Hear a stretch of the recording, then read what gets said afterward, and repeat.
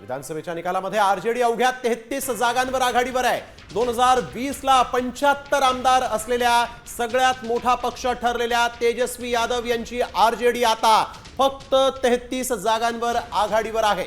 खरं तर आपण पाहिलं तर चिराग पासवान यांच्या लोक जनशक्ती पक्ष म्हणजे एलजेपी ज्याला आपण म्हणतो ते आरजेडीला त्याचा फटका बसल्याचं पाहायला मिळत आहे, कारण की लोक जनशक्ती पक्षालाही 22 जागा मिळालेल्या आहे। 29 जागा त्यांनी लढवल्या होत्या आणि केवळ 7 जागा त्यांनी गमावल्या आहे। 22चा त्यांना हा आकडा मिळालाय आणि त्याचा खरा मोठा फटका तो आरजेडीला बसलाय, कारण आरजेडीचे मत विभागणी झालेली आहे। अगदी अतिशय महत्त्वाचे आकडे जे आहेत ते आपण बघतोय की 31 जागाच केवळ आरजेडीला इथं आघाडीवर असल्याचं दिसतंय। आकडे आता मात्र शेवटचा कल जो येतोय, शेवटचे निकाल येत आहेत त्यामध्ये आणखीन जागा कमी झालेल्या आहेत। आरजेडीची मोठी पीछेहाट म्हणावी लागेल।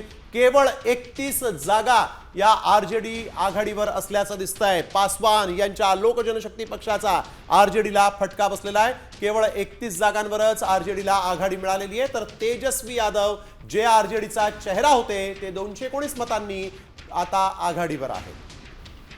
तर बिहार निवडणुकीमध्ये महागठबंधनला फटका बसलाय का? कुठली कारणं राहिली? ग्राफिक्सच्या माध्यमातून अगदी सविस्तरपणे पाहूयात। पहिलं कारण, जागा वाटपाचा घोळ अखेरपर्यंत कायम राहिला। सगळ्यात महत्त्वाचं कारण होतं खरं तर ते, आणि 11 जागांवर तर या महागठबंधनमध्ये एकमत न झालं आणि त्यामुळे मैत्रीपूर्ण लढण्याची नामुष्की त्यांच्यावर ओढावली। तर काँग्रेसला अपेक्षित यशही मिळालं नाही। वोटचोरीचा मुद्दा पूर्णपणे फेल गेला। लोक जनशक्ती पक्ष जो आहे तो एनडीए सोबत गेल्यामुळे आरजेडीच्या मतांची थेट विभागणी झाली आहे। आणि कुटुंबात एक सरकारी नोकरी दिली जाईल असा जो मुद्दा होता तो मात्र पटवून देता आला नाही, तो लोकांपर्यंत तितक्या यशस्वीपणे पोहोचवताच आला नाही। प्रत्येक कुटुंबात एक सरकारी नोकरी देऊ असं आश्वासन तेजस्वी यादवांनी दिलं होतं, ते पूर्णपणे फेल गेलेलं आहे।